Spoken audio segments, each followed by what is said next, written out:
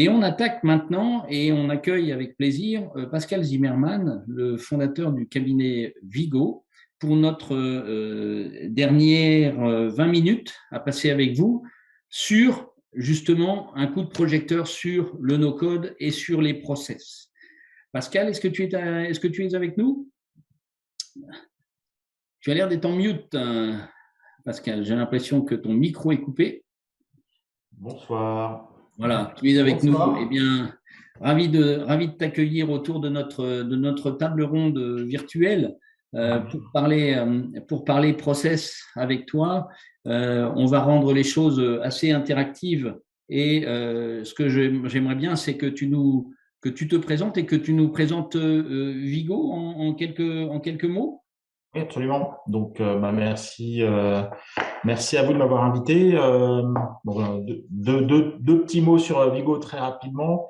Vigo, c'est une société de conseil en management et qui est très axée sur les sujets de transformation des métiers. C'est une société qui a été créée récemment. Elle a un peu plus de 2 ans aujourd'hui. Et on essaie vraiment de travailler sur un renouvellement de la proposition de valeur dans le sens où on travaille beaucoup avec nos clients déjà sur la factualisation des problèmes. Donc, avant de se dire en fait comment est-ce qu'on va résoudre et plonger sur des solutions, en fait, le premier sujet sur lequel on travaille, c'est arriver à bien détourer le problème. Et derrière, nous, on privilégie très, très largement des engagements de résultats dans nos interventions. Donc, on essaye au maximum de travailler dans une logique. On va le voir derrière, hein, ça va se matérialiser par différentes façons de faire, mais par l'engagement de résultats, des boucles de feedback, ce qui est très important pour nous, pour qu'on puisse mesurer la valeur de ce qu'on apporte. Alors, Aujourd'hui, on t'a invité, Pascal, effectivement, parce que la dimension process, ça fait partie de votre ADN aussi. Bravo déjà pour le développement et la croissance de la structure. 260% de croissance, plus de 25 personnes, alors que la structure a été montée il y a 2 ans. Donc, vous raisonnez process, vous pensez process. Toute la journée, vous faites du process. Et le low-code, c'est vraiment un élément important pour vous. Aujourd'hui, le process, c'est effectivement c'est notre base de travail, hein. Donc, c'est la réflexion sur le process. Et derrière, j'ai envie de dire, le low-code aujourd'hui, pour nous, c'est le bras armé, c'est le bras armé du process.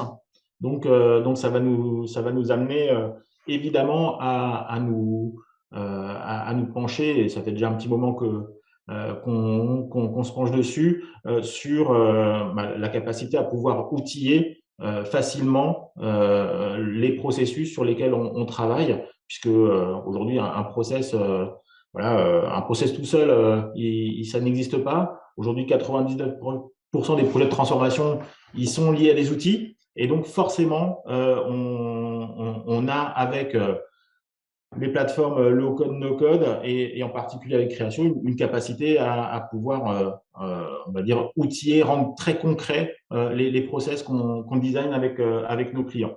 Voilà. Donc vous utilisez des plateformes comme ça au quotidien avec vos clients? Oui, alors tout à fait. Donc aujourd'hui, on a quelques exemples là, qui sont très variés. En fait, et ce qui est intéressant, c'est que nous, on travaille principalement pour des fonctions dites support de l'entreprise, donc direction achat, direction financière et les DSI. Et en fait, pour chacune, il y a un intérêt en fait à pouvoir utiliser ce type de plateforme. Alors pour une DSI, c'est une capacité à avoir un time to market pour pouvoir servir les métiers plus rapidement. Et puis pour des métiers, de pouvoir aussi plus facilement pouvoir se projeter sur du concret. Donc, en fait, et à la différence, on va dire, d'outils du marché, hein, des logiciels déjà développés, où en fait, on a plutôt tendance à se projeter sur la solution d'abord et se dire, en fait, comment est-ce qu'on va faire rentrer nos process? Ben là, en fait, on change le paradigme, on travaille d'abord le process, et c'est vraiment le point qui est important. Puis ensuite, on regarde comment ça se matérialise dans l'outil. Et donc aujourd'hui, on a travaillé sur la modélisation de process pour des choses très très variées, hein, pour des process de gestion, par exemple d'application de portefeuille d'actifs pour une société d'assurance. On a travaillé aussi, alors là, c'est on va dire, sur un métier un peu nouveau pour certaines entreprises qui développent un nouveau business model, par exemple autour de marketplace. Et donc là, il y a un vrai travail déjà de fond pour savoir en fait quels vont être les process du futur. On n'est pas uniquement dans l'adaptation de process existants, mais on est vraiment sur des nouvelles fonctions qui se créent. Et donc, derrière, de regarder opérationnellement comment ça se déploie dans des outils, c'est évidemment hyper intéressant et hyper concret. On le regarde aussi pour nos besoins internes. Voilà, donc nous aussi, on a besoin de s'outiller, de travailler sur nos process. C'est ce qu'on essaye de faire. Souvent, les cordonniers sont les plus mal chaussés. Chez Vigo, on est aussi à un stade maintenant où on a besoin de s'outiller plus fortement, de rendre plus fort nos process internes. Et donc, évidemment, on est en train de regarder ça de très près. On fait une étude en ce moment pour couvrir notamment la gestion personnelle de mission. D'accord. C'est intéressant parce qu'on a déjà rencontré, et on a dans nos clients plusieurs cabinets de conseil qui ont profité aussi de la période de pandémie pour repenser un peu leur stratégie digitale, leur stratégie de communication vis-à-vis de leurs clients, de faire des événements plutôt en numérique et en distanciel qu'en présentiel, et qui ont beaucoup travaillé aussi sur ces process d'amélioration interne. Donc, c'est un sujet sur lequel on a été amené à travailler avec certains de nos clients. Ouais. J'avais une petite question, Pascal, par rapport justement à la définition des process.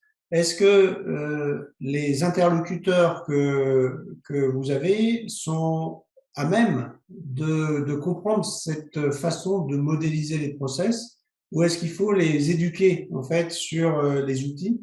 Et la deuxième question, c'est est-ce qu'ils sont à même de les modéliser eux-mêmes à la finale?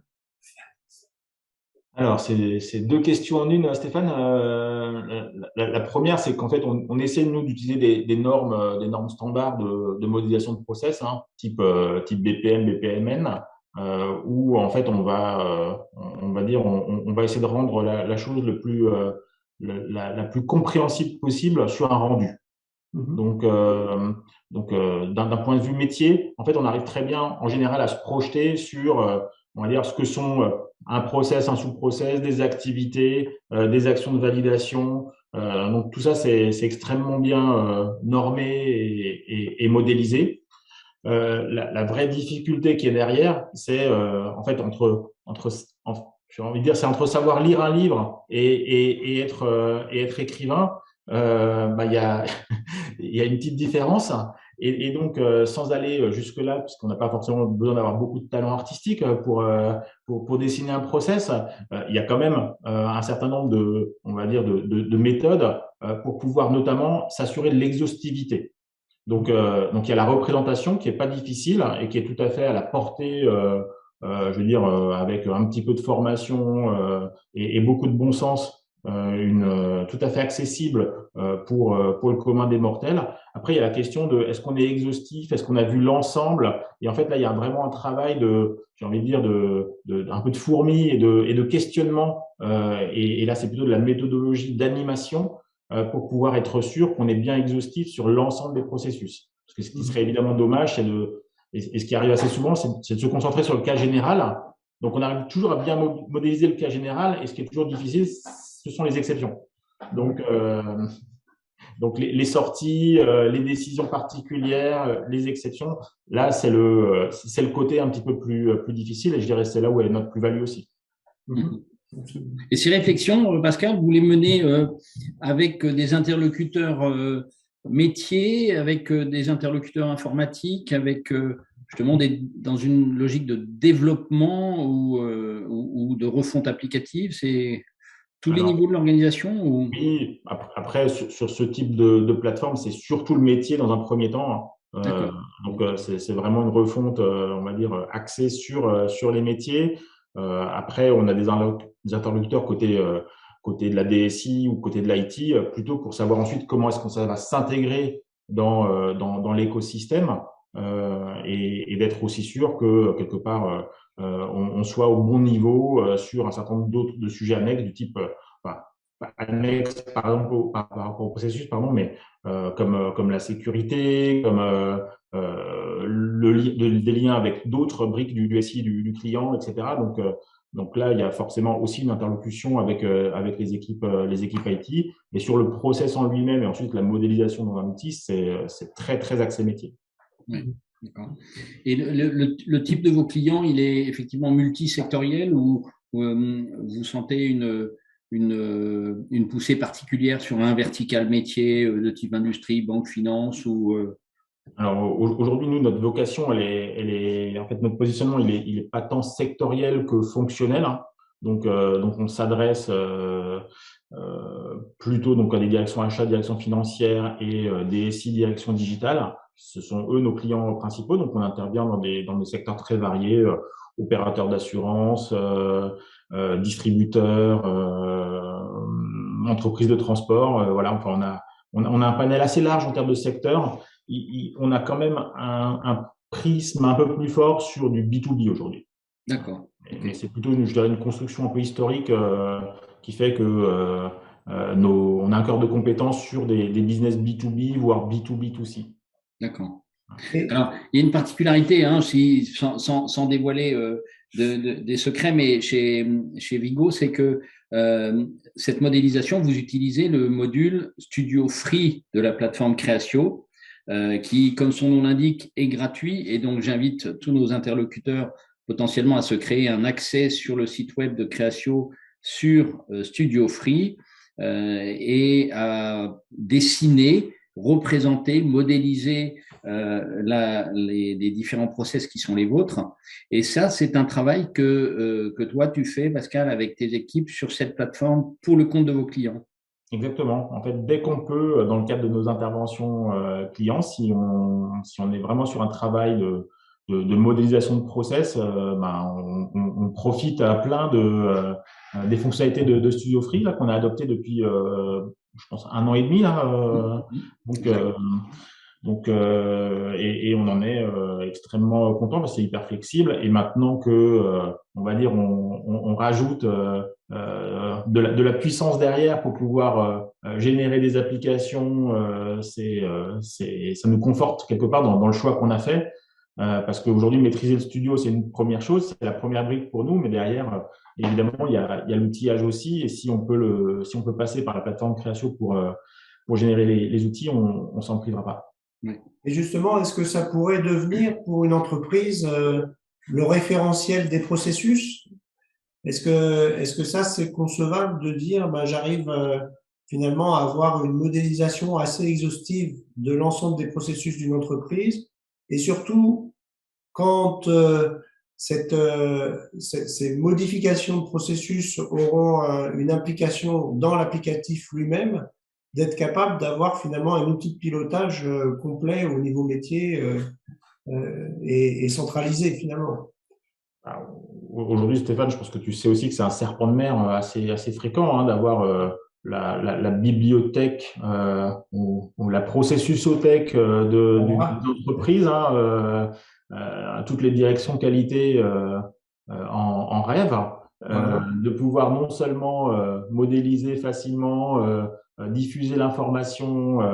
Donc, on peut tout à fait imaginer avoir une modélisation des process dans le studio et d'avoir une exhaustivité de la bibliothèque de process d'une entreprise dans le studio. Après, ce qui est hyper intéressant, c'est en fait, certainement, on ne pourra pas avoir 100% d'application low-code hein, de l'entreprise derrière en process, mais on peut en avoir une bonne partie. Aujourd'hui, on voit bien que, on va dire dans les grandes études qui sont faites par les cabinets de prospective et d'études, on voit que le low-code, no-code va prendre quand même une part Oui. très, très importante hein, du parc applicatif des entreprises. Donc, d'avoir en fait le couplage entre la partie process et la partie outillage on va dire sur un périmètre très large ou potentiellement très large, c'est un atout très, très fort. Oui. 70% hein, des applications métiers des organisations auront été refondus d'ici 2025, Bill Gartner, dans une approche low-code, en fait, hein. Donc, c'est effectivement une lame de fond, comme on le disait tout à l'heure, qui est incontournable aujourd'hui et sur lequel, clairement, Créatio peut justement apporter de la valeur. Moi, je pense que c'est vraiment un avantage, enfin, c'est un avantage compétitif très fort parce qu'aujourd'hui, il y a beaucoup de plateformes pour faire du low-code, no-code. Alors, bon, j'ai mon biais personnel qui est de travailler à partir des process principalement. Donc, mais je trouve quand même que travailler à partir du process plutôt que de partir à partir, on va dire, d'une feuille blanche pour pouvoir développer une application aussi, on va dire, simple soit-elle, c'est une garantie d'exhaustivité, c'est une garantie de maintenabilité aussi. Et puis, c'est une garantie de pouvoir valider aussi son choix technologique quand en fait on modélise son process et puis on le retrouve outillé derrière. Donc, voilà, ça c'est vraiment un différenciateur. Pardon. Non, justement, Stéphane, sur Studio Free, est-ce que tu peux réexpliquer peut-être notre positionnement vis-à-vis de nos interlocuteurs, parce que tout le monde n'est pas peut-être hyper familier avec tout ça, les BPMN de différents niveaux. Est-ce que tu peux redonner une petite photo à nos interlocuteurs?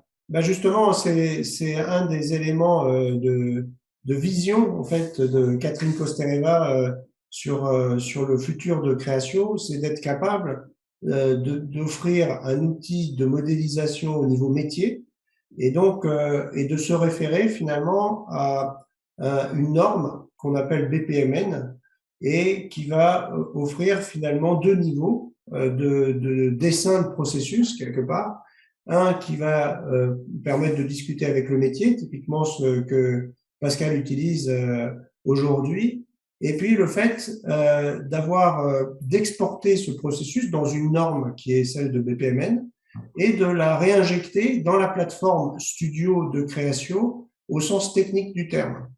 Et donc, quand on aura finalement dessiné un processus, on l'aura importé, on pourra aussi l'enrichir de toutes les possibilités applicatives, typiquement ce qu'on a vu tout à l'heure, de créer finalement des composants, d'associer ces composants, de l'enrichir finalement d'un point de vue ergonomique, de façon à ce qu'un utilisateur ce soit pas que des questions à lui poser, mais réellement une richesse applicative qui lui est proposée, même si sans le savoir, il suit un processus. C'est-à-dire que l'utilisateur, lui, en fait, il est dans le processus. Il n'est pas, une fois qu'on l'a dessiné, etc., il est plus acteur du processus, comme peut l'être le client, d'ailleurs. Hein, faut pas oublier le client dans cette logique de processus. On parle beaucoup aussi d'expérience client, mais finalement, on est un petit peu dans les mêmes thèmes. Ce sont des acteurs aussi. Et donc, l'objectif, en fait, que l'on verra, j'espère, en février avec la version qui s'appelle Freedom, c'est justement la capacité à dessiner avec le métier un processus et puis d'avoir l'application qui est générée. Et donc, cette génération d'applications, elle va permettre non seulement d'accélérer et d'aller beaucoup plus vite et d'être en phase avec le métier, mais aussi le deuxième effet, je dirais, c'est la capacité à modifier le processus. C'est-à-dire que on peut très bien définir un processus à un instant T, mais quand on va se reprojeter un an après, il y a des contextes et des changements qui font que, eh bien, peut-être qu'il faut le relire et le revoir. Et donc, finalement, on ne le fait pas. Donc, on modélise, on dessine son process dans Studio Free. Je rajoute que grâce à Studio Free, on peut faire ça en collaboratif. Hein, Pascal, tu le confirmes parce que vous l'utilisez, vous, en collaboratif. On génère aussi la documentation des process en automatique. Et ensuite, on emmène tout ce beau process en BPMN de niveau 1 vers le niveau d'exécution dans la plateforme Studio. C'est bien ça, Stéphane? Absolument, absolument. Et ça fonctionne déjà. Hein. C'est ça qui est aussi impressionnant. Hein. Les équipes de Créatio, faut aussi dire que la R&D chez Créatio est très conséquente. Hein. En termes de taille d'entreprise, c'est plus d'un tiers de l'entreprise. Et donc, suite à cette vision, on arrive enfin à avoir quelque chose de concret, tout en ayant des clients qui aujourd'hui utilisent la plateforme et qui vont bénéficier de ces nouveautés au fil du temps. Super, super. Comment tu vois l'avenir, Pascal, dans ce domaine-là, toi? L'avenir, il est process pour les organisations? Ben, il est process et adaptation de process, hein. En fait, c'est une bonne façon de rentrer on va dire, dans les métiers. C'est aussi, effectivement, comme le disait Stéphane, on va avoir en permanence on va dire des adaptations, des évolutions du processus en fonction de la vie, de la vie d'entreprise, de ses besoins, de ses projets. Et donc, ça reste une clé de lecture qui est quand même assez universelle. Et ce qui est assez intéressant parce qu'on n'est pas on est sur du concret quand même, hein. Donc c'est ça qui est intéressant. Et donc, je pense que c'est vraiment quand même une très, très bonne façon d'élargir, en fait, aussi la base de personnes à qui on peut s'adresser, en fait, dans le cadre de projets. Hein, on a souvent des métiers qui sont, entre guillemets, réticents aux outils digitaux, etc., parce qu'en fait, on rentre par l'outil. Là, on rentre vraiment par le métier. Et en fait, si on sait parler métier, si on sait ensuite le modéliser, et on sait modéliser les évolutions, ben, en fait, effectivement, le digital vient après. Donc pour moi, c'est une façon aussi d'élargir très, très largement la base des projets de transformation à des personnes qui sont pas forcément des digital natives, comme on dit aujourd'hui. Et je pense que voilà, c'est aussi une des clés du succès. Absolument. Et c'est pour ça que non seulement ils ne sont pas ni digital native, mais ils ne sont pas non plus développeurs de Voilà. formation. Et donc, la capacité effectivement à leur mettre en main des outils adaptés en termes d'évolution de leur process, c'est encore une fois vraiment rendre service à toutes ces organisations. Voilà. Bah, c'est donner le pouvoir au métier, hein. Donner le pouvoir au métier. Donner le pouvoir au métier. Voilà. Il me reste à vous remercier, messieurs, parce que on arrive au bout de nos 100 minutes. Donc, ça fait 100 minutes qu'on parle low code, no code à nos différents interlocuteurs. Et donc, il est temps pour nous de clore ce chapitre. En tout cas, en vous remerciant, Pascal et Stéphane, d'avoir participé, évidemment, à cette session. En remerciant aussi Créatio du support technique et puis, bien sûr, des développements qu'ils font pour l'avenir de la plateforme. En synthèse, je dirais que si, et je m'adresse à nos interlocuteurs sur la conférence aujourd'hui, si vous avez des besoins en termes de process, de refonte, justement de vos organisations dans ce domaine-là, eh bien, c'est le métier de Vigo et de ce cabinet de conseil de vous accompagner de façon très pragmatique et opérationnelle dans ces refontes. Donc, contactez-les, contactez Pascal de notre part, il vous réserve le meilleur accueil, ou passez par nous si nécessaire, vous en faites pas, on s'occupera bien de vous.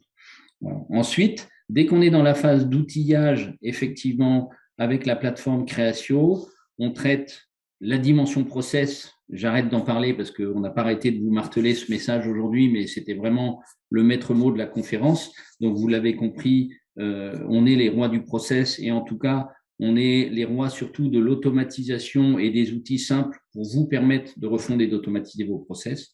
Mais on est aussi très fort côté CRM, il ne faut pas l'oublier. Les applicatifs CRM de création, ils ont été bâtis sur l'architecture BPM de la solution et c'est ce qui nous permet d'offrir des solutions qui sont quasi plug and play, même si toujours adaptables à nos clients pour des besoins d'automatisation de cycles commerciaux, de gestion du marketing digital, de gestion de la problématique de service client, mais bien d'autres grâce et avec les capacités de la plateforme Studio.